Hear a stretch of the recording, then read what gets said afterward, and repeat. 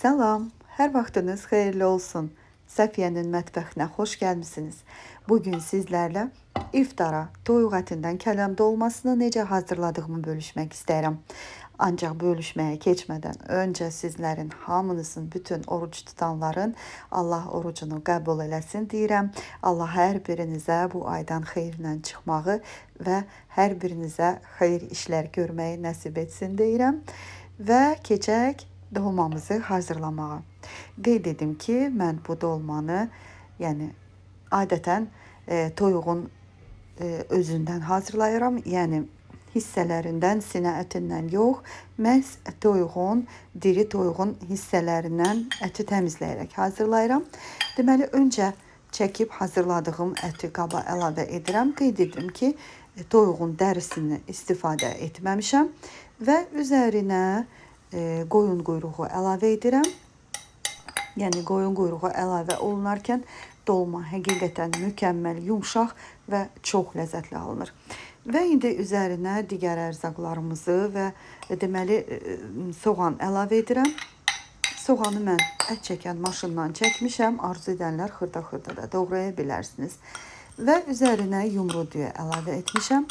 Qeyd edim ki, dolmaya arzu edənlər bir ədəd kökü də rəndədən keçirdib əlavə edə bilərsiniz. Və mütləq kələm dolmasına keşniş və reyhan əlavə edirəm. Ancaq indi məndə yaşıl reyhan olmadığına görə mən sadəcə keşniş əlavə etmişəm. Ədviyyat olaraq duz, qara üyüdülmüş istiot və videoda da qeyd etdiyim kimi reyhan olmadığına görə bu cür qurudulmuş quru reyhan qurusu əlavə etmişəm və paprika. Yəni siz də öz zövqünüzə görə istədiyiniz əlavələri edib, məsələn, sarımsaq əlavə edənlər də var, sarı kök əlavə edənlər də var. Yəni öz zövqünüzə görə tənzimləyə bilərsiniz. Sevdiklərinizi əlavə edib, sevmədiklərinizi siyahıdan çıxara bilərsiniz. Deməli, ətimizi yaxşıca qarışdırıram. Qeyd etdiyim kimi, mən kadrda qaşıqla qarışdırsam da kadr arxası ətimizi yaxşıca qarışdırdım. Və indi keçək, ətimizi qoyaq bir kənara, keçək kələmimizi hazırlamağa. Deməli, kələmin baş hissəsini göstərdiyim qaydada belə tamamilə kəsib çıxardıram. Üst hissəsini bu cür edəndə həqiqətən yarpaqlar həm rahat pörtlənir kələmlər, yəni çox rahat, yəni əgər bu üsulla eləməmisinizsə etməyinizi tövsiyə edirəm və bu üsulla kəsilərkən çox azacıq burada zoğ hissəsi qalır. Onu da belə rahatlıqla kəsib çıxardıram və indi keçək kələmimizi pörtlətməyə.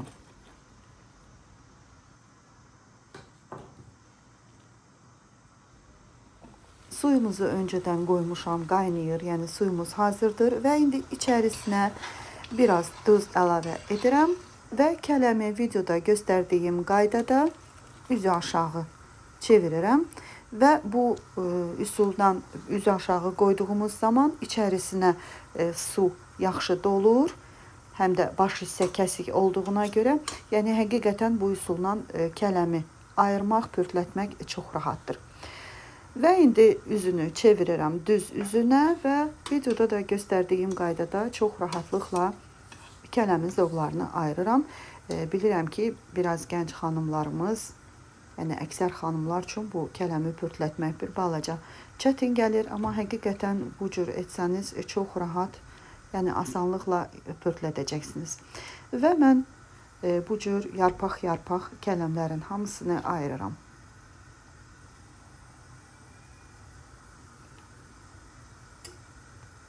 Mütləq kələm dolması bişirdikdən sonra bütün evlərdə ya artıq qalan kələmlə borş bişirilir və yaxud da mənim edəcəyim kimi kələm qovurması, yəni mütləq onu da video şəklində asan olsa da çəkib paylaşacağım, yəni gənc xanımlarımız faydalansınlar.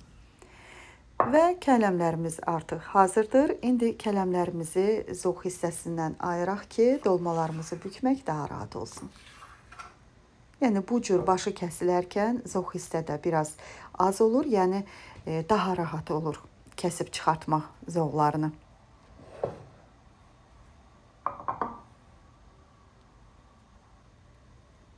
Və mən zoğları bir kənara, kələmləri isə bir kənara yığıram. Və bu qayda ilə bütün kələmlərin hamısını zoğdan ayırdım.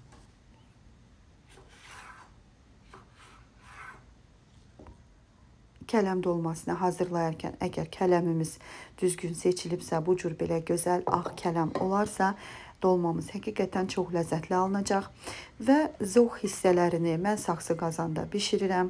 İstədiyiniz, hazırladığınız qazanda da eyni qaydada belə dip hissəsinə əlavə edirik zoğları və indi keçək dolmalarımızı bükməyə. Mən dolmaları bükdüyüm müddətdə, əgər siz videolarımı bəyənirsinizsə, bəyən düyməsinə basmağı, şərhlərdə fikirlərinizi yazmağı və mənə dəstək olmaq üçün kanalıma abunə olmağı unutmayın. Bu sizin üçün asan, mənim üçünsə çox dəyərlidir. Və mən bütün dolmaları videoda göstərdiyim qaydada bükürəm.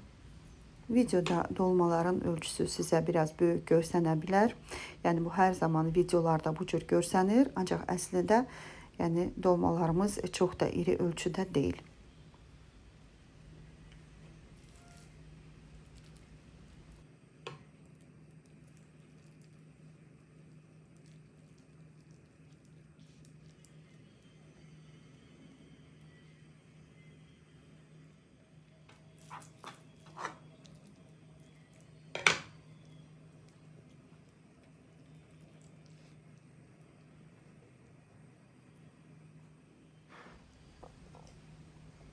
Və mən hissə-hissə bükdüyüm dolmaları qazanımıza yığıram.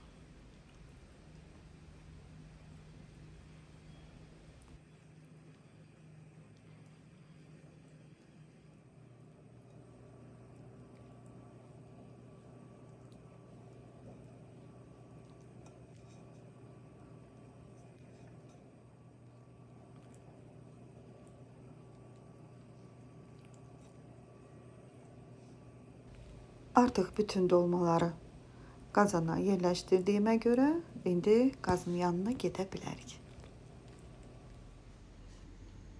Deməli, mən saxsı qazanda bişirdiyimə görə soyuq dəmirin üzərinə qazanımızı qoyuram və qoyuram ki, ağzına da bir dəmir qapaq qoyuram. Siz boş qab da qoya bilərsiniz və qapağını qoyub bu cür belə bir xodda gözləyirəm ki, dolmalar öz suyunu yavaş-yavaş buraxsın. Və bu müddət ərzində mən dolmamız üçün pomidor tomatını hazırlayıram. Arzu edənlər soğanı da qızardıb, daha sonra üzərinə pomidoru və yaxud tomat pastasını əlavə edə bilərsiniz. Mən soğan qızartmadım. Sadəcə pomidorun üzərinə duz əlavə edirəm və pomidorları gözləyirəm ki, bir balaca yumşalsınlar. Gördüyünüz kimi artıq pomidorlarımız yumşalıb. Və indi bu mərhələdə üzərinə tomat pastası əlavə edirəm. Arzu edənlər, əgər əlinizin altında biber pastası varsa, hərəsindən biraz əlavə edin. Mən bir desert qaşığı tomat pastası əlavə etdim. Və indi pomidorla birlikdə hər ikisini yaxşıca qovururam. Hər tomatla, pomidorla çəkilən videoda qeyd etdiyim kimi yaxşıca qovururuq ki, mədəmizdə yanma, qıcqırma olmasın. Yəni tomat, pomidor yaxşı qovurularkən mədədə narahatlıq olmur. Gördüyünüz kimi çox gözəl şəkildə artıq yağa düşüb və bu mərhələdə mən üzərinə yarım stəkandan biraz az soyuq su, mütləq soyuq su əlavə edirik ki, yeməyimizin rəngi gözəl olsun. Baxın, gördüyünüz kimi çox gözəl rəngi var tomatla pomidor qarışımının və artıq qarışım qaynadı, hazırdır. Və bunu bir götürürük. İndi isə dolmamıza baxaq. Deməli, mən qapağı üzərindən götürürəm. Dolmalarımız artıq isinib, yəni ki, göstərirəm sizə, baxın, artıq suyunu da buraxıb. Və indi mən qapağı artıq bir kənara qoyuram, yəni qapaq bizə ehtiyac deyil. İndi üzərinə qarışımı əlavə edirəm və üzərinə yaxşı hər tərəfinə gələcək şəkildə yayıram və ağzına qapağı qoyuram dolmalarımız bişsin. Qeyd edim ki, qazın xodunu artıq azaltmışam, yəni vam xodda bişiririk. Belə gördüyünüz qaydada yaxşıca hər tərəfinə tomat pastası gələcək şəkildə yayıram və qapağı örtülü bişirirəm.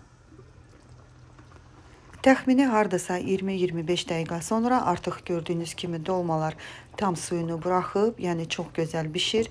Mən qapağı ağzına qoyuram və təkrar bir 20 dəqiqə sonra qapağını açıram. Yəni saxsı qabın özəlliyi o qədər istidir ki, qapağı açmaq çox çətindir və gördüyünüz kimi artıq dolmanın suyu çəkilmək üzrədir. Burada görünən bu qabarcıqlar sizi aldatmasın. Yəni artıq yeməyimizin suyu azalıb və mən qazanın altını söndürürəm. Təkrar qapağı ağzına qoyuram və saxsı qazan özü də hardasa bir 5-10 dəqiqə ərzində də o cür qaynayır və 20 dəqiqə, 25 dəqiqə sonra yeməyimiz, yəni biraz dincəldikdən sonra servis edə bilərik. Yəni həqiqətən çox ləzzətli dolmalar alınır. Siz də eyni qaydada hazırlayın. Əminəm ki, siz də çox bəyənəcəksiniz. Məndən bu qədər. Sağ olun, Allah'a emanet olun. Gələn videolarımda görüşənədək.